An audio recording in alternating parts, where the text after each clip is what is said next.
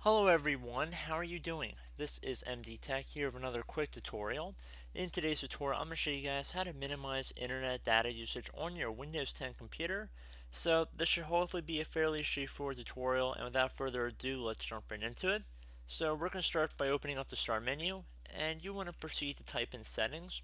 Best match should say Settings right above Trusted Microsoft Store app. You want to left click on that one time to open it up. And now you want to go down and you want to left click on the tab that's going to say Network and Internet. So left click on that. Now you want to left click on where it says Change Connection Properties. You want to scroll down until you get to Metered Connection. If you have limited data plan and want more control over data usage, make this connection a metered network. Some apps may work differently to reduce data usage when you're connected to this network. So I'm going to left click inside this oval to toggle it to the on position.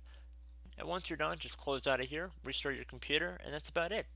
So as always, thank you guys for watching this brief tutorial. I do hope I was able to help you out. And as always, thank you for watching, and I look forward to catching you all in the next tutorial. Goodbye.